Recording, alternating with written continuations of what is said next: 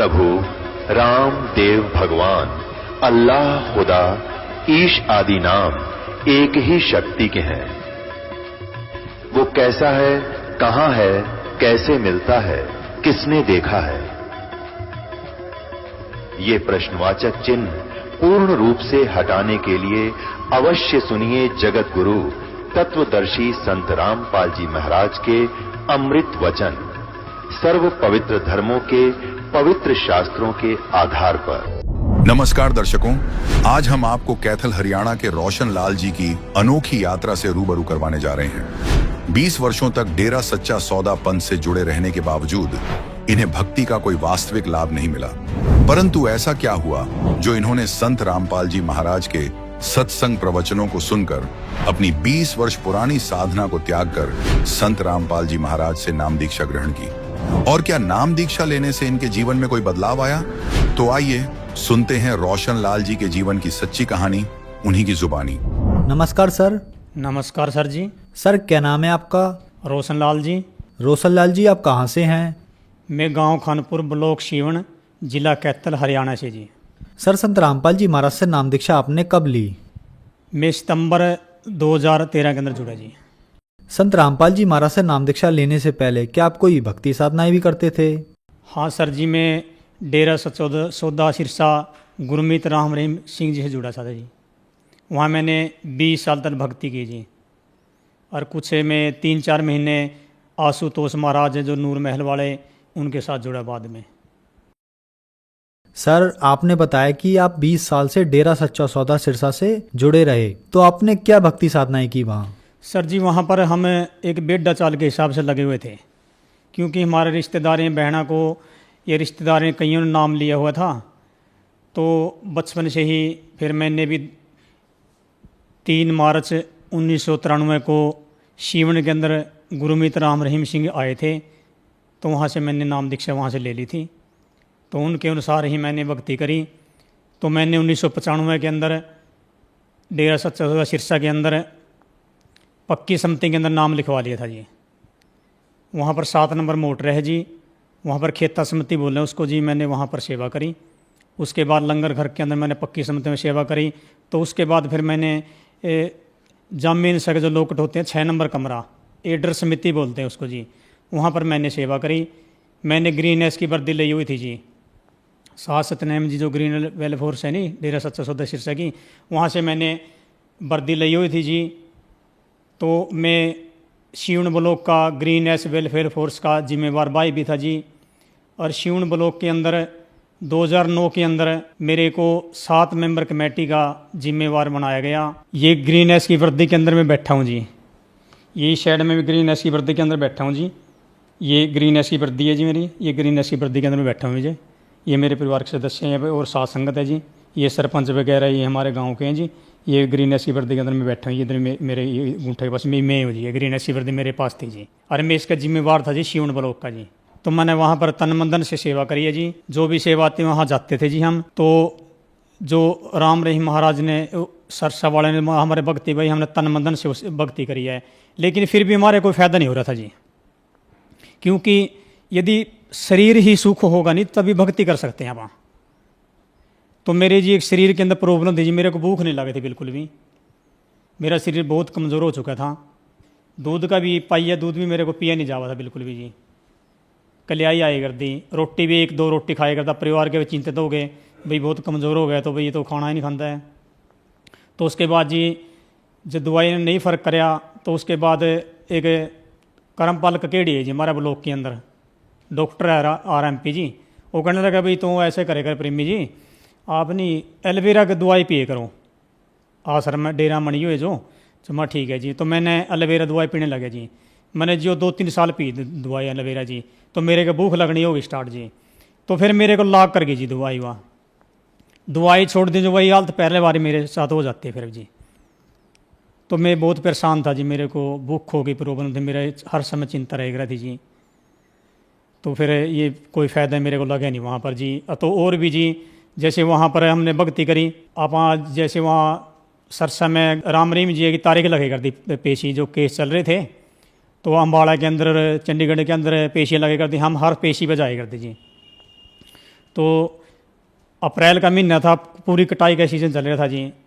तो राम रहीम जी संगत को दर्शन देने खतर आए थे जी, गांधी ग्राउंड अम्बाड़ा में जी, पेशी पे था, सीधे वहाँ गए जी, वहाँ दर्शन दे गए। तो वहाँ उन्हें बोले भाई बेटा आज तो आप सारे की कुल तार दिए मैंने, भाई जो इस सीज़न के अंदर आए नहीं कि गेहूं की कटाई का सीज़न है, ये भी सीज़न है, आप यहाँ पर आए हैं, आपकी आज तो 21 कुल तार दिया हमने।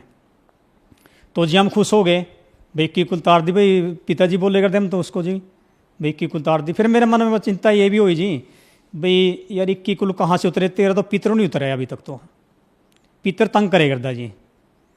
क्योंकि 1993 में मैंने डेरा सच्चा सौदा से नाम लिया, नाम लेने के बाद वो कहे करते भाई पुत्र भूत प्रेत पितर कुछ नहीं है यहाँ, ये पत्र पूजा वह कुछ नहीं है, ये सारे छोड़ दो उनको। तो सारे परिवार को हमने जी सच्चे शीर्ष से नाम दवा दिया 1995 में। हमने मन में यही विचार था जी भी जो हमारे पितरों को नहीं छुटवा सकता तो हमारा 84 का चक्कर काल तक कैसे छुटवा हमारे को ये। लेकिन कोई मार्ग नहीं मिल रहा था जी हमको, भाई कहाँ जाएं, कौन गुरु है वो। क्योंकि राधा स्वामी वाले को बड़ा डेरा मानने करते, तो राधा स्वामी वाले भी डेरा में सरसाए कर थे। क्योंकि राधा स्वामी वाले कहते थे कि भाई जो कर्म है नहीं, दुख मुसीबत किसी पे आ गया तो कह रहे भाई कर्म तो भोगने पड़ेंगे।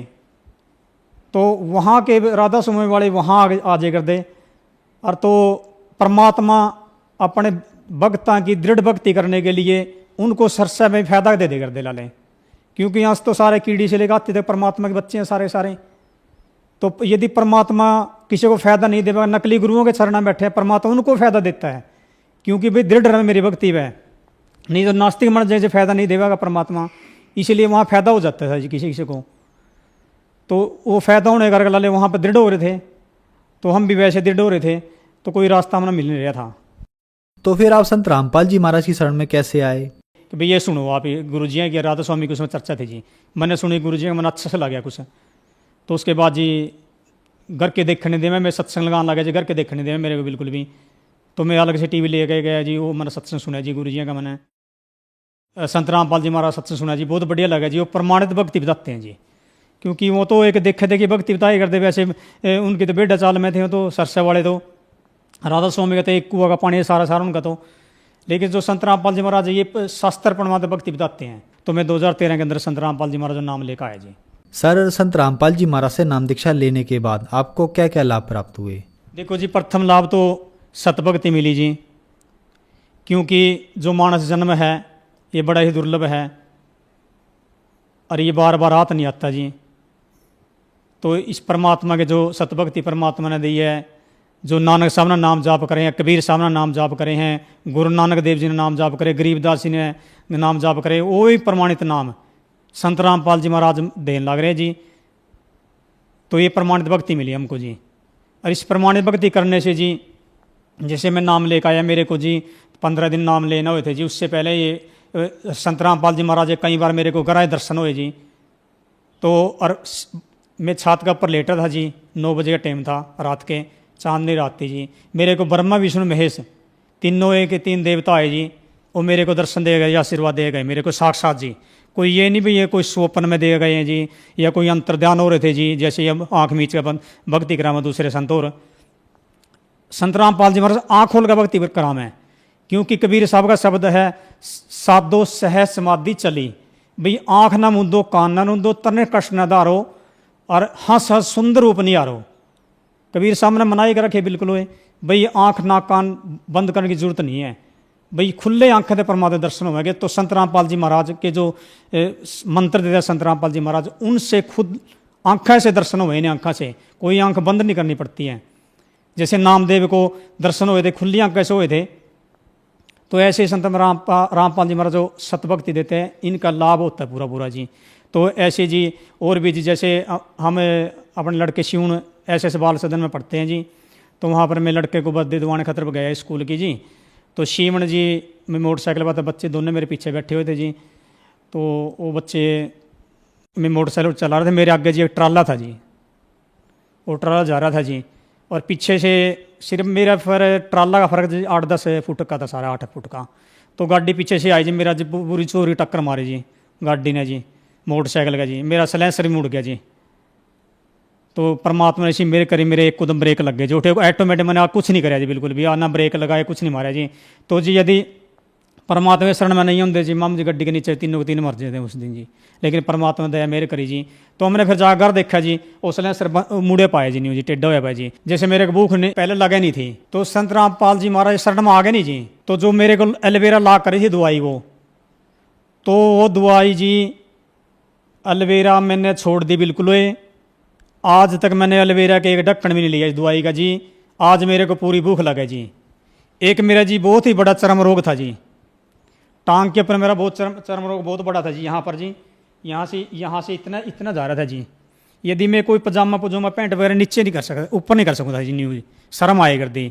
लेकिन मैंने दवाई बहुत अपने एक मेहता है प्रीति मेहता कैथल के अंदर जी, वहाँ मैंने दवाई काफ़ी खाई जी, कोई फायदा नहीं होया।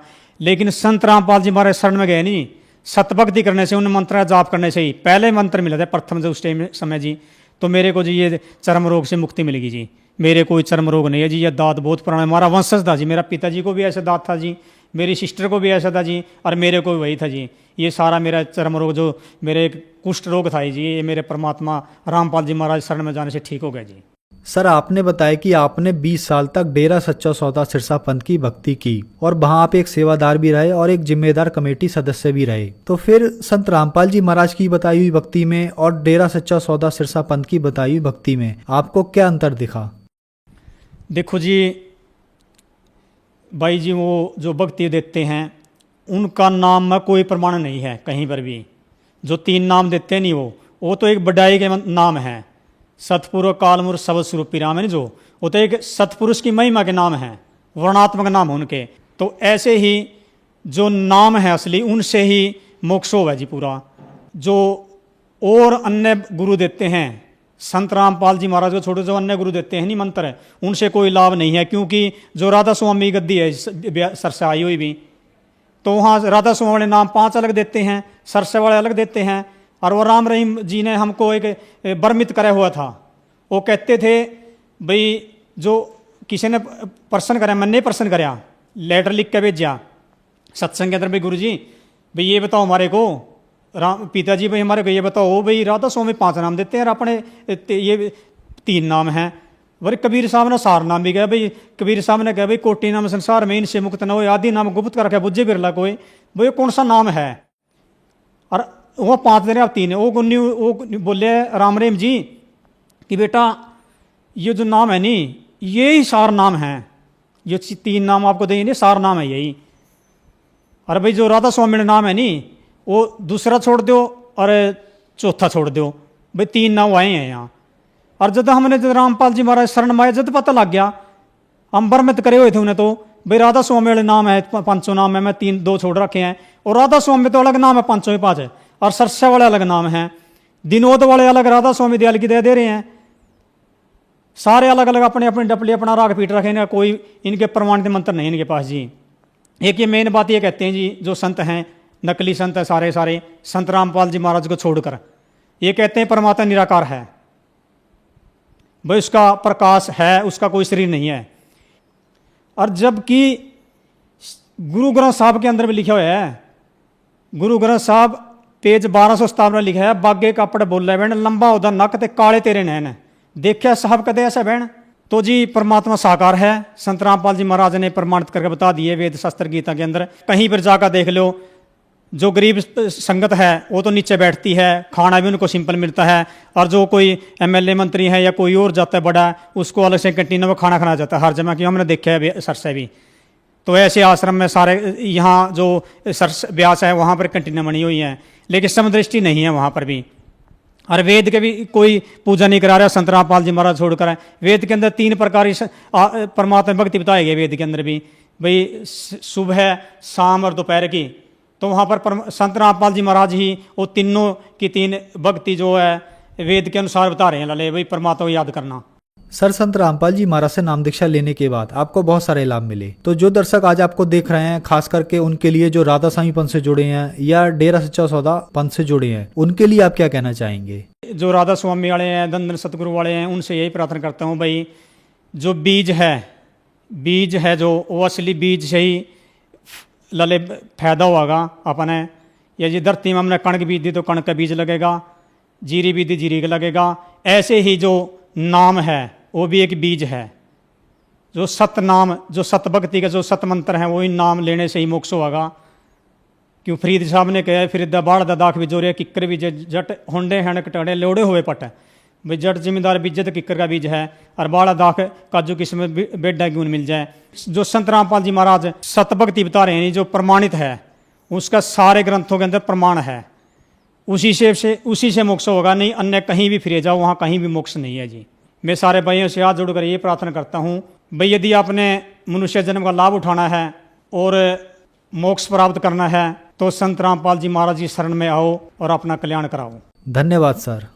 सत साहिब जी। दर्शकों, अभी आपने सुने संत रामपाल जी महाराज से दीक्षा प्राप्त करके सुखी हुए भक्त के अनुभव। अब देखिए जगत गुरु तत्वदर्शी संत रामपाल जी महाराज के मंगल प्रवचन। एक उदाहरण बताया परमात्मा ने अपनी वाणी में कि एक प्रियव्रत नाम का राजा था। उसने पहले तो तप किया, तप से उसको राज्य प्राप्त हुआ, और जब राज्य का समय पूरा हुआ तो यम के दूत पकड़ कर ले गए, उसको धर्मराज के दरबार में खड़ा कर दिया। यम के दूत जब लेने आए प्रियव्रत को, उसने कहा कि मुझे कुछ सांस और दे दो जीने के लिए। उसका बहुत लंबी आयु थी, बहुत लंबी आयु तक उसने राज्य किया था, और फिर भी जीने की आशा थी। कहा यम के दूतों से कि मुझे कुछ और श्वास दे दो। यम के दूत कहने लगे, खबरदार दे, तूने सांस लिया तो तेरे श्वास पूरे हो चुके हैं। चलो धर्मराज के दरबार में लेकर गए। वहां उसका अकाउंट बताया गया कि इतने वर्ष तूने तप किया था, उसके प्रतिफल में इतने वर्ष तूने राज्य कर लिया। अब बता कुछ करके लाया आगे के लिए। अब वहां तो सब पता होता है, उसकी जेब में पता लग जाता है कितना सामान है। कहने लगा जी नहीं, तकसीर होगी। कहने लगे इसका काला मुंह करो। अब प्रियव्रत कहता है मेरा काला मुंह क्यों किया जाता है, राजा था पूरी पृथ्वी का। तो धर्मराज ने कहा कि भक्ति के लिए भेजा था, भक्ति करे नहीं डले डोए। और फिर वो प्रियव्रत कहता गलती बन गई। धर्मराज कहता मैं तो गलती की सजा देता हूं, जाओ पशु की योनि में जा राजा, अब गधा राजा बन जा। परमात्मा कहते हैं कबीर हरि के नाम बिना ये राजा रसब हो, रस बन गधा। और मट्टी लदे को मार के और घास न डाले कोई। अपने आत्माओं वो परमात्मा कितने दयालु हमें कितनी कितनी कितनी वाणी बोल करके बता रही हैं। और साथ में ये भी बता रहे हैं कि तू मुझे पहचान ले, तेरा सब झंझट खत्म कर दूंगा, ये रास्ता न खत्म कर दूंगा जन्म और मृत्यु का। तो पुणात्माओं कहते हैं उस दरगाह में मार पड़ेगी, यम पकड़ेंगे बाही, जा दिन की मुझे डर नहीं लागे, लज्जा रहे कि नहीं। फिर क्या बताते हैं कि नर नारायण देह पा तू फिर 84 जाही। परमात्मा जैसा शरीर मनुष्य का शरीर आपको मिला है, परमात्मा का ऐसा ही मनुष्य सदृश शरीर है। इसलिए परमेश्वर को भी पुरुष कहते हैं, और उस पुरुष ने मनुष्य को अपना शरीर दिया है तो मनुष्य को भी पुरुष बोलते हैं। लेकिन परमात्मा का जो मटेरियल है शरीर का वो हमारे जैसा नहीं है। ऐसनाविरम शुक्रम अकायम, ऐसनाविरम, उसका शरीर माता पिता के योग से बने शुक्र का नहीं है। उसकी शरीर में नाड़ी आदि का व्यवस्था नहीं है, वो स्वयंभू है, परिभू है, वो कबीर मनीषी है, सप्रियागात है, सबसे प्रथम देहधारी वही परमात्मा है। आप क्या बताते हैं कि नर नारायण देह पाकर तो फिर 84 जाही, कुल परिवार तेरा सकल कबीला, मसलत एक ठराई, बांध पिंजड़ी आगे धर लिया, मरगट को ले जाही। मृत्यु होते ही कुल के लोग इकट्ठे हो जाएंगे और उसी समय कहेंगे उठाओ इसको, उठाओ जल्दी करो। और उसी समय उठा के कहते बांध पिंजड़ी आगे धर लिया मरघट को ले जाई, और अग्नि लगा दिया जद लंबा फूक दिया उस ठाई। अब शरीर तो फूक दिया, अब आगे फिर इन नकली गुरुओं ने एक और नया प्रोसेस शुरू करा दिया। कहते हैं पुराण उठा फिर पंडित आए, गुरुजी आगे और पीछे गरुड़ पढ़ाई। तेरा गजब भैया। परमात्मा कहते हैं जो मरने वाला मर गया और अब उसके उपलक्ष्य में गरुड़ का पाठ करा रहे हो तुम। अब गरुड़ पुराण में बहुत ही ऐसी बातें हैं जो जीव ने पहले पढ़ लेनी चाहिए। उसमें लिखा है कि एक ने ऐसा जुल्म किया था, उसका बेटा मर गया। उसने ऐसा अपराध किया था, उसकी आंखें फूट गई। एक ने ऐसा अपराध करते थे, उसके हाथ कटते हैं। यम के दूत आते हैं, जो भक्ति नहीं करते, सच्ची भक्ति नहीं करते, उनको पकड़ कर ले जाते हैं, जो दान धर्म नहीं करते। और आगे क्या देखते हैं कि ऐसी गर्म जमीन के ऊपर से ले जाते हैं नंगे पैरों उसको। आगे जो शुभ कर्मी प्राणी हैं वो भंडारा छक रहे होते हैं, खीर खांड हलवे उनके लड्डू जलेबी खा रहे होते हैं।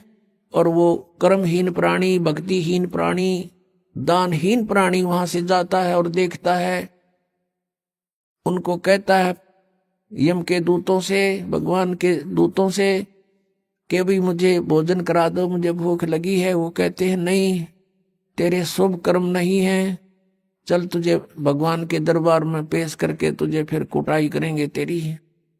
कहते हैं परमात्मा का कहने का उद्देश्य ये है कि वेद पुराण उठा फिर पंडित आगे पाछे गरुड़ पढ़ाई, कि उसको गरुड़ पुराण का पाठ पहले कराना चाहिए था, पहले सुनाना चाहिए था। वो बुराइयां बचता, डरता और शुभ कर्म कर जाता और उसकी दुर्गति ना होती। वो तो गधा बन गया और पाछे उसका गरुड़ पुराण का पाठ करा रहे। अब क्या फायदा मरने के बाद मुंह में घी डालन का। अब क्या बताते हैं कि पुराण उठा फिर पंडित आए, पीछे गरुड़ पढ़ाई।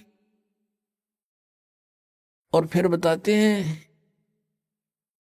नर से तीतु पशुआ की जय गद्दा बैल बुनाई। ये 56 भोग कहा मन भौरे की तो कुरडी चरने जाई। पुणात्मा परमात्मा ने हमें बताया है, वह सच्चाई है कि कबीर ये माया अटपटी और सब गट आण अड़ी, वह किस किस ने समझाऊं या कुएं भांग पड़ी। हमने इस काल के नकली इस सुख की भांग पी रखी है इस कुएं में, काल के कुएं में। और सबके एक जैसी ही बुद्धि होगी। जैसे शराब पिए हुए व्यक्ति या भांग पिए हुए व्यक्ति आपने चाहे 100 मिल जावे रास्ते में, उनकी एक जैसी भाषा होती है, एक जैसी चाल होती है। लटक दे किधर पैर टेके किधर इधर जावे, बोल रहे तो और में बोलेंगे। तो किसी ने बात करके देख लो, जिन्होंने नशा कर रखा वो एक जैसी भाषा जानते हैं। तो हम सभी को इस काल ने भांग प्या रखी है झूठे सुख की, और सभी हम इसी में इतने मस्त हो रहे हैं। और यहां परमात्मा याद दिलाते हैं जिसकी भांग उतर जाएगी। एक व्यक्ति शराब पिए पड़ा था और ऐसी गंदे स्थान पर गिरा हुआ था, फिर उसको उठाकर लाए घर वाले। और सुबह फिर नहा धोकर वो गया ना, उसका छोटा लड़का बताता है साथ में, पापा शाम ना आप यहाँ पड़े थे। वो कहता मैं यहाँ था, यहाँ पड़ा थे तुम, बता।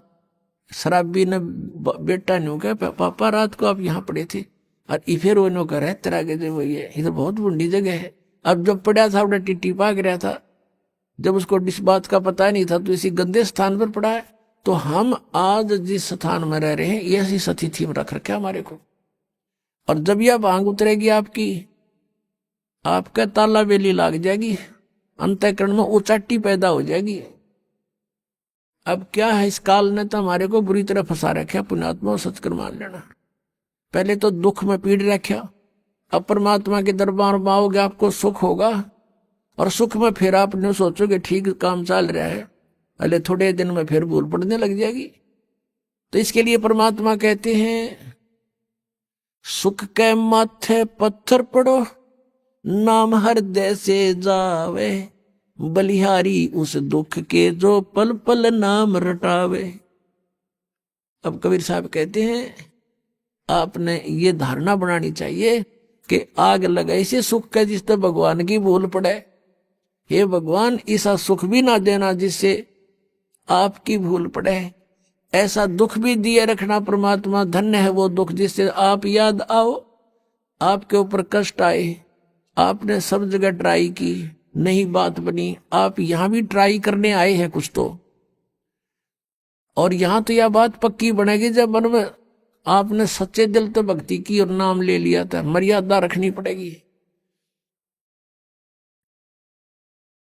तो फिर आपको ये सुख तो होंगे ही होंगे, लेकिन इन्हीं सुखों तक सीमित मत रहना। यहां आने वाले को एक आगाह किया जाता है कि आश्रम आने से पहले आप केवल दुख निवारण कराने के लिए उद्देश्य लेकर मत आना।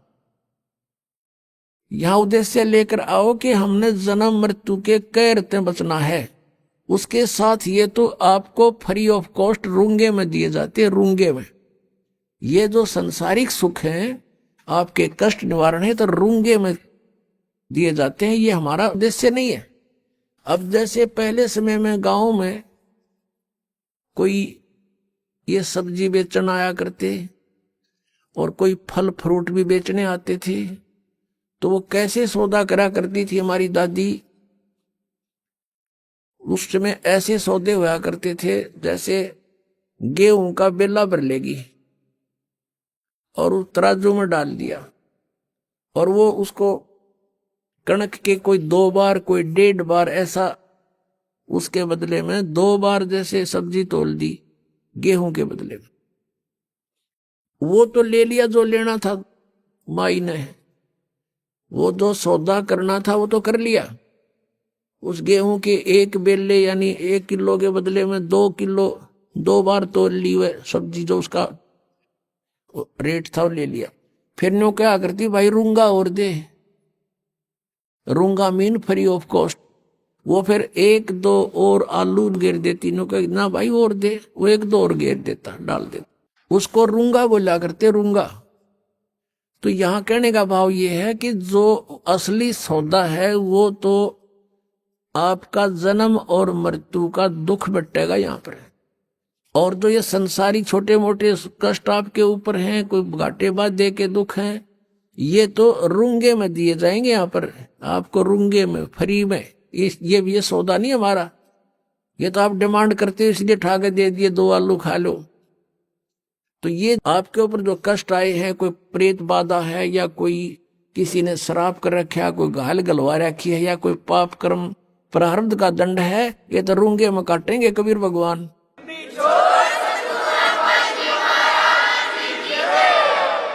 आपका असली रोग तो जो है जन्म और मृत्यु का है। अब क्या बताते हैं, नरसेती तू पशुआ की जय गद्दा बैल बनाई, ये 56 भोग कहाँ मन बोरे, कि तकुरेड़ी चरणे जाई। पुणात्मा, हमने इस काल के इस झूठे सुख की भांग घनी पी रखी है, और हमारा आज यकीन ना होता कि हम कुत्ते गधे सुअर बनेंगे और वो आहार करेंगे जो आज वर्तमान में कुत्ते गधे कर रहे हैं। उसके लिए याद दिलाते हैं, सुखदेव ने 84 भुगती बना पजावे खरवो, तेरी क्या बुनियाद पुरानी, तू पेंडा पंथ पकड़े वो। कहते सुखदेव जैसे ऋषि ने 84 लाख प्राणियों के शरीरों में कष्ट भोगना पड़ा। सुखदेव ने 84 भुगती बना पजावे खरवो, और तेरी क्या बुनियाद पुरानी, तू पेंडा पंथ पकड़वो। के सुखदेव ने 84 भुगती, गधा बन गया पजावे पे। पजावा होता है यहाँ पर, पजावा होता है जैसे कुम्हार लगाते थे पहले, उसमें ईंटें पकाते थे, और ईंटों के पकाने के बाद जो राख बचती थी उसके ऊपर ही और लगा देते थे। उसको कहीं डालन की जगह नहीं होती थी उनके पास, उसके ऊपर ही फिर दूसरी वर्ष लगा लेते थे, फिर तीसरे वर्ष ऐसे। तो बहुत ऊंचा ढेर हो जाता था, और गधे पे नीचे से कच्ची ईंटें डालते हैं उसके कमर के थैले पे, और नीचे से कच्ची ईंटें ले जाते हैं, कच्ची उतारते, पक्की गद फटाफट ठोक देते हैं उसके ऊपर, और फिर दे का लठ डंडा नीचे को धक्का दे देते हैं। 1 सेकंड की भी उसके पास समय नहीं है, नीचे से भी लद्दा जाता है, ऊपर से भी लद्दा आता है, और कमर टूट जाती है गधे की। और शाम को आहार करने के लिए कहाँ जाता है? कुर्डियों पर, यानी बाहर मैदान में, वहां खाता है। फिर चारा भी बाहर चर के आता है और सेवा को मार की करता है। और फिर टूटी कमर पर जख्म हो जाता है, उसको कौवे नोचते हैं। उसी जख्म के ऊपर आते ही कुम्हार जो कानू वो थैला रख देता है और ईंटें भर के फटाफट उसको स्टार्ट कर देता है, लेकर लठ। और फिर देखो पुण्यात्मा, अपना शरीर यहाँ कहीं से छुल जा खाल थोड़ी सी किसी कारण से भी, और उसके ऊपर कपड़ा भी लग जाना, कपड़ा वैसे भी आंखों में पानी आता है, इतनी पीड़ा होती है। और आज वो अफलातून जब राजा बना हुआ था, भक्ति करी नहीं, सच साधना की नहीं, आज गधा बना हुआ है, कमर टूटी है, ऊपर थैला, और थैले के अंदर से कोरस सैंड, यानी वो खोरा ईंटों का जो रेत, वो जख्म पर गिरता आकर के, और ऊपर से ईंटों की रगड़ लगती है उसके, ऐसे चलते चलते, और उसकी आंखों में से पानी आता है, वो कुछ नहीं कर सकता, विवश है। अपनात्माओं, पहले तो हम भी ऐसे ही थे, अब परमात्मा की दया से आत्मा निर्मल हुई, ये बातें याद आती हैं तो भी शरीर कांप जाता है। और एक बार नहीं, असंख्यों बार, एक बार नहीं असंख्यों बार ये कष्ट उठाए हमने।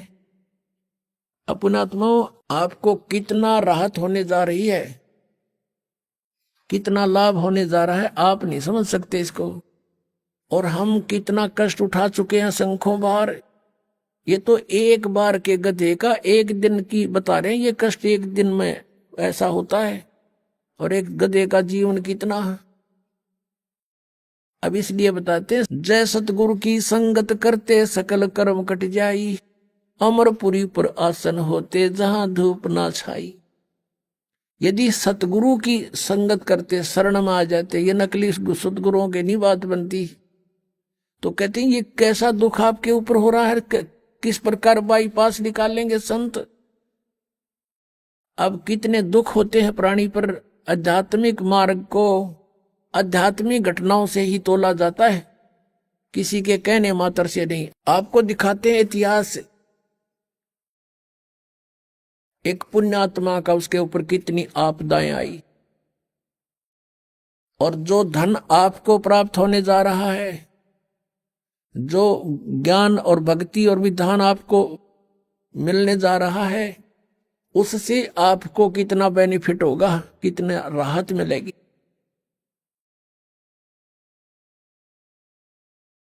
अब परमात्मा कहते हैं, धर्मदास तो 1,00,000 दुहाई, और ये सार शब्द की दबार न जाई। आज तक जो परमात्मा ने इस तत्व ज्ञान को और इस तत्व नाम को, सार नाम को, असली मंत्र को छुपा के रखा हुआ था, क्योंकि सतयुग त्रेता द्वापर में ये प्राणी दुखी नहीं होता, और पिछले पुण्य कर्म इसके घड़े साथ होते हैं, जिस कारण से कोई भी कुछ भी साधना भक्ति कर रहा होता है, उसमें भी वो सुखी रहता है। वो ये सोचता है मुझे इस साधना से ये सुख प्राप्त है। इस कारण से सतयुग त्रेता द्वापर में परमात्मा ने काल को छूट दे दी थी। इसने डिमांड की, प्रार्थना की करके मांगा था, और कह दिया था ठीक है भाई, 3 युगों में हम नहीं ले जाएंगे प्राणी, और चौथे युग कलयुग में हम ले जाएंगे। तो आज से कलयुग से पहले का कोई इतिहास दिखा दो, कोई मुसलमान न्यारा बना हो, या ईसाई अलग बना हो, या कोई जैनी अलग बना हो। हम वेदों अनुसार साधना करते रहे, एक ही हमारा इतिहास था। वर्ण केवल कर्म आधार से थे। अब कलयुग में देख ले कितना हमारे अंदर, कितनी इसने फूट डाल दी। कोई हिंदू बनाया, कोई मुसलमान बनाया, कोई ईसाई बनाया, कोई सिख बनाया, कोई कुछ बना दिए, हमें अलग अलग पाट दिया।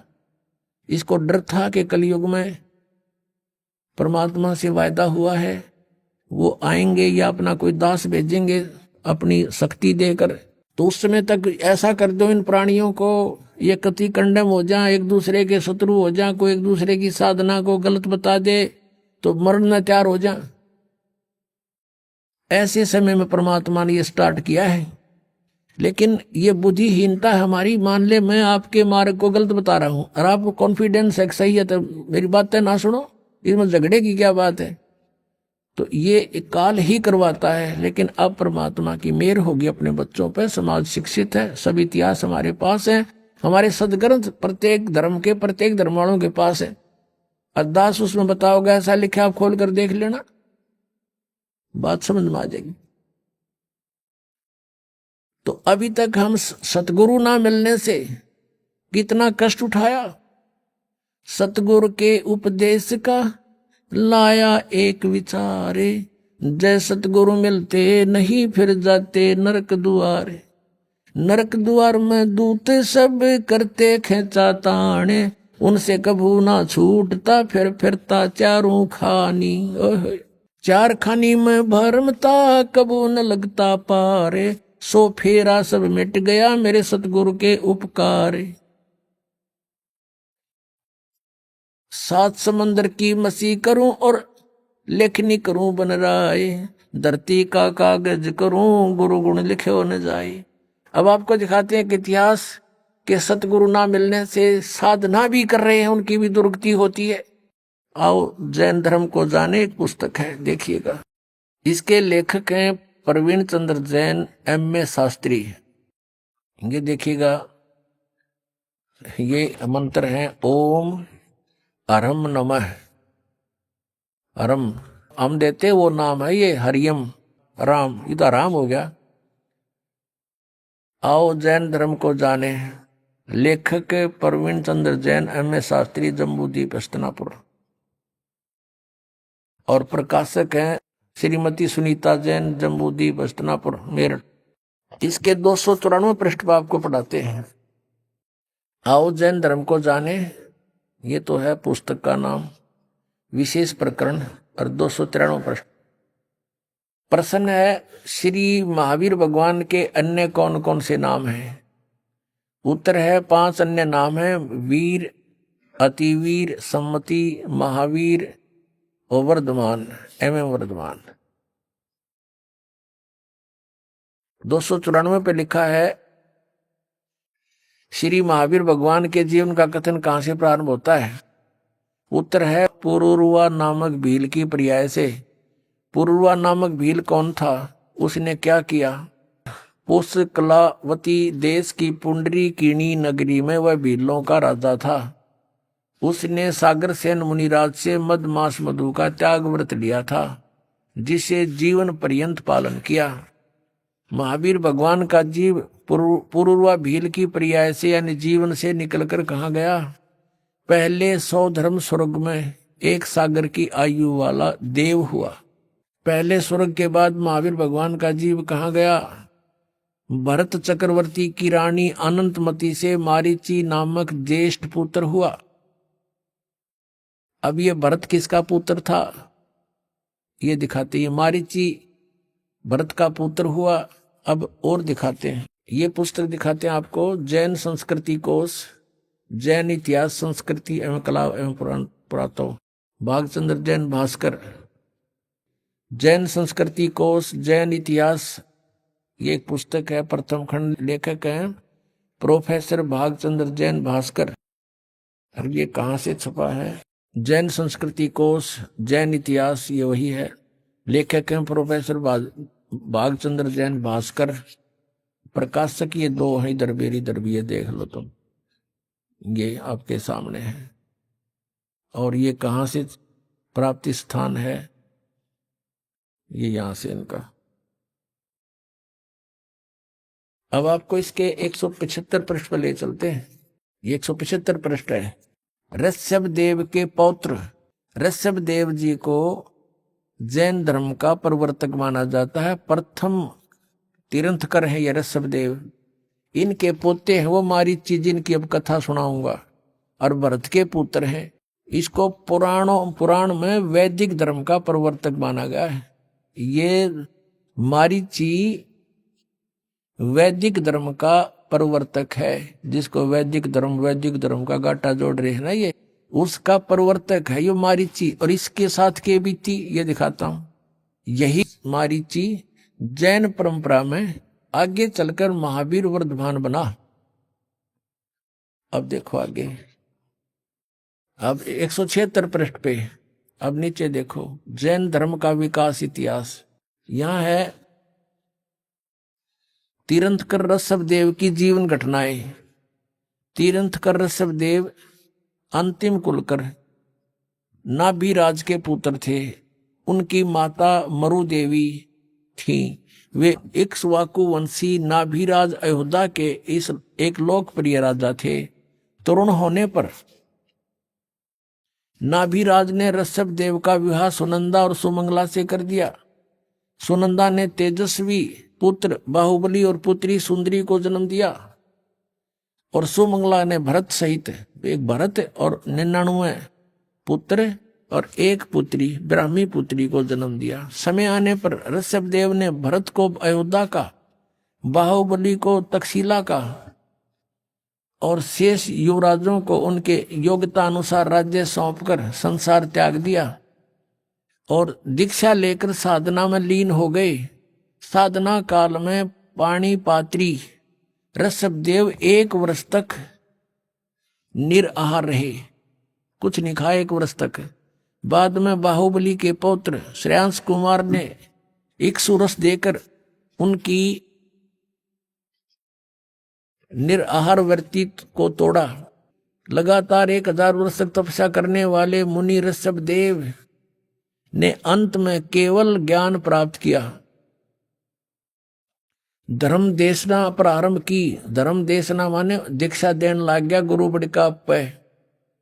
प्रथम धर्म देशना भरत के पुत्र मारीची को दी। जिस मारीची का भी इतिहास दिखाऊंगा, आओ जैन धर्म को जाने। उसमें इस मारीची को ऋषभदेव ने पहला शिष्य बनाया था, जो इसका पोता था, भरत का पुत्र था। ऋषभदेव का पौत्र यानी पोता भरत के पुत्र मारीची को पहली धर्म देशना, प्रथम धर्म देशना भरत के पुत्र मारीची को दी, यानी पहला चेला बनाया उसने। और जो बाद में 24 में तीर्थकर महावीर बने। बस यहां से इतना ही लेना था। पुण्यात्माओं, आपका सौभाग्य और इन महापुरुषों का दुर्भाग्य अब तोला जा रहा है। इन्होंने कितनी मेहनत की, कितने हजारों वर्षों तक तपस्याएं की, लेकिन इनकी वे ऑफ वर्शिप ठीक नहीं थी। लंबी लंबी उम्र थी इनकी, बहुत लंबी लंबी आयु थी, और फिर भी दुर्गति को प्राप्त हुए, क्योंकि इनकी साधना ठीक नहीं थी। इनको तत्वदर्शी संत नहीं मिले थे। सतगुरु ना मिलने से ये हालत होती है। कहते एती उम्र बुलंद मरेगा अंतरे, क्योंकि सतगुरु लगे ना कान ना बैठे वो संतरे। वो सतगुरु मिले ना कोई संत मिले जो तत्वदर्शी संत हो। जैसे आप भक्त जन हैं, आपको ये तत्व ज्ञान हो गया, आप संत हैं। साधु वही जो सीधा चाले, बुराई छोड़ दे, भक्ति करता है, सच साधना करता है। आपसे भी कोई संपर्क में आता है तो आप भी उसको ठीक रास्ता बताते हो और कहते हो सतगुरु से नाम लो। तो कहते हैं सतगुरु में लगे ना कान ना बैठे संतरे। ना कोई नो बताने वाला मिला कि ये साधना गलत है, तो ठीक साधना करना चाहता चलो गुरु जी के सतगुरु के पास चलो। लेकिन सभी अपने अपने उन नकली सतगुरुओं को भी असली मानकर अन्य को वहां जोड़ रहे हैं। वो पाप के भागी हो रहे हैं। अब फिर लेते हैं आपको आओ जैन धर्म को जाने, ये पुस्तक देखिएगा, आओ जैन धर्म को जाने। इसके लेखक हैं प्रवीण चंद्र जैन, M.A. शास्त्री। और ये कहां से प्रकाशित है? प्रकाशक हैं श्रीमती सुनीता जैन, जम्बूद्वीप हस्तिनापुर, मेरठ से, उत्तर प्रदेश। अब यहां आते हैं हम 294 पृष्ठ पे शुरू करते हैं इसको, आओ जैन धर्म को जाने। श्री महावीर भगवान के जीवन का कथन कहां से प्रारंभ होता है? यानी मारीची के जन्म से भी पहले ये ऐसे ही चल रहा था, और उससे आगे का तो पता नहीं इनको, वहां तक का इनको ज्ञान है। पुरुरवा नामक भील की पर्याय से, पुरुरवा भील कौन था, उसने क्या किया? अब पुष्कलावती देश की पुंडरीकीणी नगरी में वह भीलों का राजा था। उसने सागर सेन मुनिराज से मदमास मधु का त्याग व्रत लिया था, जिसे जीवन पर्यंत पालन किया। फिर उससे कहाँ गया? वो स्वर्ग में चला गया। फिर कहाँ आया? पहले स्वर्ग के बाद महावीर भगवान का जीव किस पर्याय को प्राप्त हुआ? भरत चक्रवर्ती की रानी अनंतमती से मारीची नामक ज्येष्ठ पुत्र हुआ। यानी ऋषभदेव पोता मारीची और भरत का पुत्र था। अभी आपने सुने संत रामपाल जी महाराज के मंगल प्रवचन। आइए अब सुनते हैं संत रामपाल जी महाराज से नाम दीक्षा लेकर सतभक्ति करके अद्भुत लाभ प्राप्त करने वाले अनुयायी के विचार। दर्शकों, यदि समाज को गहराई से देखा जाए तो हर दूसरा व्यक्ति नशे की लत से घिरा हुआ है। इस दौर में जरूरत है तो एक ऐसे मार्गदर्शन की जो इन बुराइयों से व्यक्ति को मुक्ति दिला सके। इनसे मिलिए। ये हैं जगदीश जी, जो मध्य प्रदेश के गुना जिले के रहने वाले हैं। ये तमाम कोशिश करने के बावजूद भी नशे को छोड़ नहीं पा रहे थे। फिर मिली इन्हें जीवन को परिवर्तित कर देने वाली पुस्तक ज्ञान गंगा, जिसे पढ़ने के बाद ये जाते हैं संत रामपाल जी महाराज जी की शरण में। और जगदीश जी का कहना है कि इन्होंने उस दिन के बाद नशे को हाथ तक नहीं लगाया। आखिर ऐसा क्या है संत रामपाल जी महाराज के द्वारा बताई गई भक्ति साधना में? आइए जानते हैं जगदीश जी की जीवन परिवर्तन की कहानी, उन्हीं की जुबानी। नमस्कार सर। सत साहिब सर। सर क्या नाम है आपका? मुझे दास का नाम जगदीश दास। कहाँ से आए सर आप? सर मैं एमपी गुना से आया हूँ। संत रामपाल जी महाराज से नाम दीक्षा कब लिया आपने? संत रामपाल जी महाराज जी से नाम दीक्षा 22/9/2013 को ली दास ने। संत रामपाल जी महाराज से नाम दीक्षा लेने से पहले क्या आप कोई भक्ति साधना करते थे? जी, संत रामपाल जी महाराज जी से नाम दीक्षा लेने से पहले दास ब्रह्मा विष्णु शिव जी दुर्गा गणपति एवं सभी देवी देवताओं की भक्ति किया करते थे। नव दुर्गा जी का व्रत किया करते थे, शिवरात्रि को उपवास व्रत किया करते थे और सभी तरह के सुंदरकांड किया करते थे। मंदिर में सुंदरकांड करने जाया करते थे, सभी तरह के व्रत उपवास किया करते थे। तो सर देवी देवताओं की इतनी भक्ति की, 9 दुर्गों के इतने व्रत किए, उनसे आपको क्या क्या लाभ हुए? उनसे लाभ तो कुछ नहीं हुआ। मैं मंदिर में जब सुंदरकांड करने के लिए जाते थे तो वहाँ से हम गांजा लगाना और सीख गए। वह गांजा पीते थे, गांजा पीने के बाद सुंदरकांड करते थे। इससे पहले भी हम नशा तो सभी करते थे और वहाँ से गांजे की शुरुआत और हो गई। नशा करते करते हम यहाँ तक हो गए कि मेरा वजन मात्र 46 किलो वजन रह गया था। यही भक्ति करते करते मेरे चाचा जी का सन 2011 में शांत हो गए मेरे चाचा जी। ये भक्ति करते करते तो मेरे मन में इस बात का एक जगह बनी रहती थी। बार बार सोचा करता था कि इस भक्ति को करते करते कि मेरे चाचा जी नहीं रहे, ये कैसी भक्ति है। वो जबकि रामायण जी भी पढ़ते थे, वो सब करते थे। तो सर फिर आप संत रामपाल जी महाराज की शरण में कैसे आए? संत रामपाल जी महाराज जी के शरण में हम जब मैं घर पर रहता था तो बीड़ी सिगरेट जर्दा सुपारी गुटखा दारू पीना मांस खाना सभी विकार मेरे अंदर थे। मैं ताश खेलता था। कई बार मेरे पिताजी ने मेरे पैर भी पड़े हैं कि बेटा तू दारू छोड़ दे। बहुत तरह तरह से समझाया, लेकिन मुझे एक आदत नहीं छूट रही थी। उस कारण से मुझसे कोई नशा नहीं छूट रहा था। तो पिताजी ने डांट फटकार लगाई। डांट फटकार के कारण मैं गुनाह आ गया। मैंने छोटा मोटा मूंगफली का काम करना चालू किया। मूंगफली का काम करते घनश्याम जी हैं, एक घनश्याम जी राठौर हैं जो सकतपुर रोड पर रहते हैं, उनका मकान का काम लगा था। वहाँ पे हम बैठ कर गांजा पीने लगे। गांव पे गांजा पीते थे, वही गांजा गांव पे वहाँ पे पीने लगे गुना। गांजा पीने के बाद हम 10-12 लोग वहाँ पे बैठने लगे। हर रोज़ शाम को गांजा पीते थे।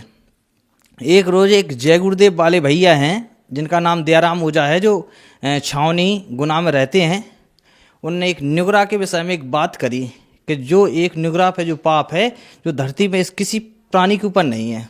निगरा क्या होता है? कि निगरा वो होता है जिसका कोई गुरु नहीं है। मुझे इतना ज्ञान नहीं था कि गुरु क्या होता है क्या नहीं होता। मैंने तो वो सुना था कि गुरु नाम दीक्षा दिलवाते हैं, जो बहन भैया बना लेते हैं। गुरु जो नाम दीक्षा दिलवाते हैं वही गुरु होते हैं। मैंने यही सुना रखा था। तो इसके बाद हमारे मन में एक प्रेरणा जागी कि अपन गुरु बनाएं। गुरु बनाने पर जब एक घनश्याम जी जो राठौर जी हैं, उनके गांव पे एक राजू सेन थे। वो राजू सेन जी गांजा पीते थे बहुत जोर से। वो राजू सेन जी एक पुस्तक लाए थे, सतलोक आश्रम बरबला संत रामपाल जी महाराज जी का जहाँ हिसार जिला में आश्रम है, वहाँ से ज्ञान गंगा पुस्तक लेके आए थे। तो हमारे मन में विचार थी पूर्ण गुरु के विषय में जानने की। तो पूर्ण गुरु की वो पुस्तक लेके आए थे। तो उस पुस्तक में हमने क्या देखा कि उस पुस्तक में ब्रह्मा विष्णु शिव के माता पिता की जानकारी थी, माता दुर्गा के पति की जानकारी थी, जो हमारे अंदर कुछ कसक थी उस सभी प्रश्नों की उनकी उस पुस्तक के अंदर जानकारी थी। जब हमने वो पुस्तक हमारे पास आई तो वो पुस्तक भी पढ़ते रहे हम, और जो दयाराम जी ओझा थे उनकी जो जय गुरुदेव की पुस्तक थी हमने कुछ समय तक वो भी पढ़ी, और एक दो बार हम उनके छोटे घर पे जो सत्संग होता है उसमें भी गए। तो मैंने मेरे मन में एक धारणा बना ली कि मैं जय गुरुदेव जी से नाम दीक्षा लूँगा। लेकिन ज्ञान गंगा पुस्तक पूर्ण तरीके से और भी पढ़ी तो उसमें पाया कि ब्रह्मा विष्णु शिव के कोई माता पिता हैं। अभी तक मैंने सभी पंथों में सभी धर्म गुरुओं के मुँह एक ही यही सुना है कि कोई ब्रह्मा विष्णु शिव के माता पिता नहीं है, और ब्रह्मा विष्णु शिव ही सर्वेश्वर हैं, महेश्वर हैं। पर मन के अंदर एक कसक जगी। कसक क्या जगी, पहले तो मैं जो पुस्तक लाए थे भैया उनसे नाराज हुआ, उनसे कहा कि आप कहाँ से लाए हो ये पुस्तक, आपने कैसे बना ली, क्या कर लिया, तुम ब्रह्मा विष्णु शिव के माता पिता बताते हो, तुम तो नास्तिक हो। जब ये गुस्सा करते करते उनने कहा भगत जी आप पुस्तक अगर आपको बुरी लग रही है हमारी हमको दे देना, कोई हमने आपसे पैसे नहीं लिए हैं, आप एक बार उस पुस्तक को पढ़ें। तो जो घनश्याम जी थे वो और हम एक रोज ज्ञान गंगा पुस्तक पढ़ रहे थे, इतने में एक पीछे से गाय आई। जो पानी के लिए एक टैंक था, जो लेटरिन का टैंक था, उस लेटरिन के टैंक में गाय गिर जाती है। उसके दोनों साइड पट्टी रखी हुई थी। वहाँ पे कोई भाई नहीं थे, कोई कम जनता थी। तो हमरे मन में एक सोच आया, विचार आया कि ऐसा ना हो जो गाय मर जाए जब नीचे ऊपर जा रही है, ऐसा ना हो कि कल अगर हम कहेंगे कि गाय अपने आप गिरी है तो कोई नहीं मानेगा, सब यही कहेंगे कि इन लोगों ने गाय को भगाया होगा तो इसलिए गाय गिर गई, तो हम परेशान हो जाएंगे। बहुत ज़्यादा हम परेशान हो गए। तो जो घनश्याम जी राठौर जी थे वो तो भाइयों के लिए लिवाने के लिए चले गए कि इस गाय को उठाना है, और मैं ये सोचने लगा कि ये गाय नीचे ऊपर जा रही है, इसका क्या होगा। तो मुझे अचानक से ज्ञान गंगा पर मेरी नज़र पड़ती है, और ज्ञान गंगा के पहले पेज पे ही संत रामपाल जी महाराज जी का फोटो आता है। उस फोटो को देखकर मैं प्रार्थना करता हूँ कि हे संत रामपाल जी महाराज, मैंने सुना है कि आप परमात्मा के अवतार हैं। आज जो इस ये गाय गिर गई है, हम पर इतनी कृपा बख्शो कि इस गाय ना मरे, नहीं हम पे ये दुनिया वाले गौ हत्यारा कहेंगे। तो इतना सोचते ही मेरे मन में एक विचार आता है, एक झनकार सी आती है मेरे कान में कि इस चेरी को इस गाय के नीचे लगा दो और इस चेरी पर बैठ जाओ जो बांस की होती है। मैंने उस गाय के नीचे उस चेरी को लगाया और एक साइड से मैं बैठ गया तो गाय वो पानी में अथफर हो गई और वो नीचे ऊपर जाना उसका बंद हो गया। इतने में जो घनश्याम जी आ गए, फिर हमने उस गाय को निकाल लिया काफ़ी परेशान होने के बाद। तो मेरे मन में एक ये विचार बन गया कि संत रामपाल जी महाराज जी पूर्ण संत हैं, क्योंकि ब्रह्मा विष्णु शिव का जो उन्होंने पता बताया था जो ज्ञान गंगा पुस्तक के अंदर, मैंने शिव पुराण के अंदर भी मिलाया, श्रीमद् देवी भागवत जी के अंदर भी मिलाया। तो इस कारण से मेरे अंदर विचार बन गया कि हाँ, संत रामपाल जी महाराज पूर्ण संत हैं। कुछ दिन बाद हम विचार बनाते हैं संत रामपाल जी महाराज जी के आश्रम जाने की। वहाँ पे हम जाते हैं, नाम दीक्षा ले ली। तो सर, संत रामपाल जी महाराज से नाम दीक्षा लेने के बाद हमने बहुत से संत रामपाल जी महाराज के शिष्यों से सुना है कि उन्हें बहुत से लाभ प्राप्त होते हैं। तो क्या आपको भी कोई लाभ प्राप्त हुए? मुझे सबसे बड़ा लाभ तो ये मिला, पहली बात तो मेरे जो 5 नशा थे वो पूरी तरीके से नशा छूट गए हैं। उस समय मेरा 46 किलो वजन था, आज परमात्मा की दया से मैं हष्ट पुष्ट हूँ। आज मुझे कोई परेशानी नहीं होती। उस समय मैं बैठता तो मेरी दोनों आंखें मुछ जाती थी, आज मुझे कोई थकावट महसूस नहीं होती। पहला लाभ तो ये हुआ। दूसरा लाभ ये हुआ सर, मेरे हृदय में जहाँ पे कुछ दर्द उठता था तो अब वो दर्द भी नहीं उठता, दर्द भी पूरी तरीके से साफ है। पत्नी है, उन पत्नी के लिए ज़्यादा तबीयत खराब रहती थी, सोती रहती थी, कुछ भूत प्रीत का चक्कर भी था। तो हमने नाम दीक्षा लेने के बाद मालिक के जहाँ पे प्रार्थना लगवाई फ़ोन पे कि मालिक जी ऐसी ऐसी प्रार्थना रहती है, तो उन्होंने बताया कि पत्नी के लिए नाम उपदेश दिलवाएं। तो हमने पत्नी के लिए नाम उपदेश दिलवाया। उस दिन से वो भी पूर्ण तरीके से ठीक हैं और हमें भी बहुत सारे लाभ हुए और मालिक का आज ज्ञान से परिचित हो गए हैं। सर, आपने बताया कि आप संत रामपाल जी महाराज की शरण में आए और आपका नशा छूट गया। आज पूरे विश्व में नशा बुरे तरीके से फैला हुआ है और सरकारें, एनजीओस और बहुत सारी संस्थाएं इस नशे को छुड़वाने के लिए बहुत से प्रयास करते हैं, लेकिन ऐसा नहीं हो पा रहा है। संत रामपाल जी से आपको ऐसी कौन सी दवाई मिली जिससे आपका नशा छूट गया? जी सर, जब मैं सुंदरकांड में जाता था उसमें बोला जाता था, गम्मत होती थी, गम्मत में सुना था मैंने, कहा करते थे कि सदा भवानी दायनी सन्मुख रहे गणेश, 5 देव रक्षा करें ब्रह्मा विष्णु महेश। सर तो मुझे 5 देव का नाम तो सुना था मुझे, लेकिन 3 देव सुनने में आते थे कि ब्रह्मा विष्णु महेश।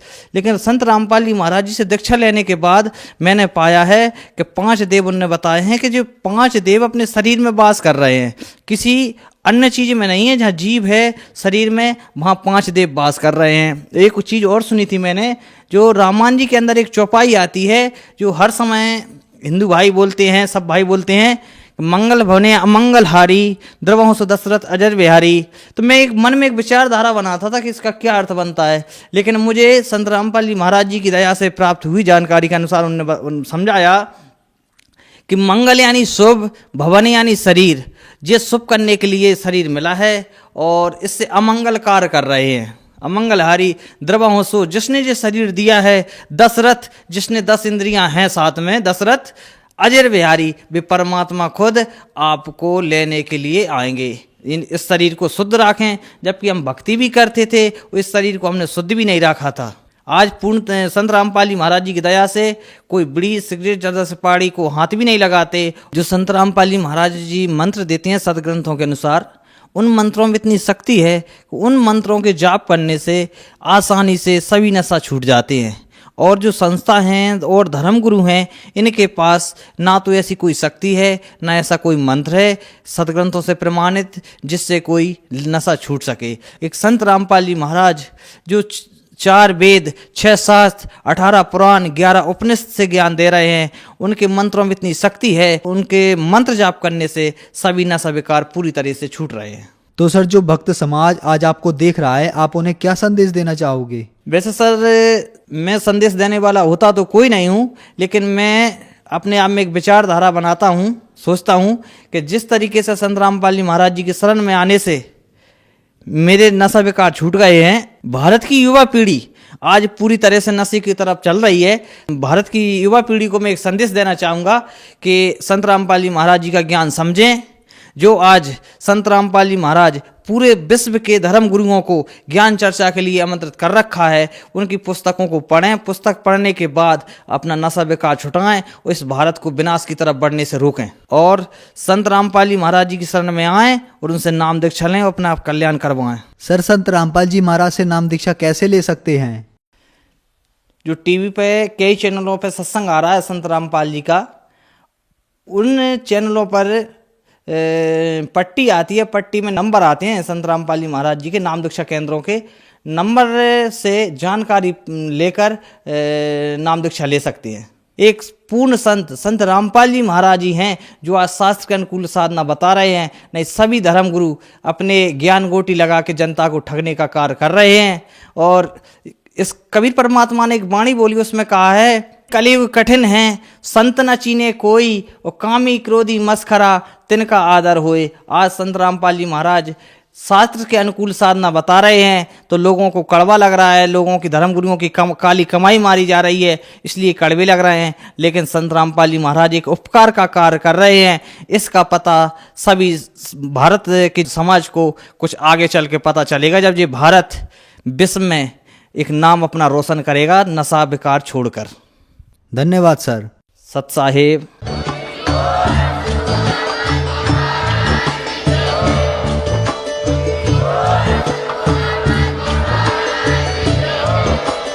आप सुन रहे थे जगत गुरु तत्वदर्शी संत रामपाल जी महाराज जी के मंगल प्रवचन। अधिक जानकारी के लिए विजिट कीजिए हमारी वेबसाइट www.jagatgururampalji.org। संत रामपाल जी महाराज जी के शुभ आशीर्वाद से पूरे विश्व भर में 500 से भी ज्यादा नाम दीक्षा केंद्र हैं, जिन पर संत रामपाल जी महाराज जी द्वारा ऑनलाइन निशुल्क नाम दीक्षा दी जा रही है। अपने नजदीकी नाम दीक्षा केंद्र का पता करने के लिए संपर्क करें 8222880541।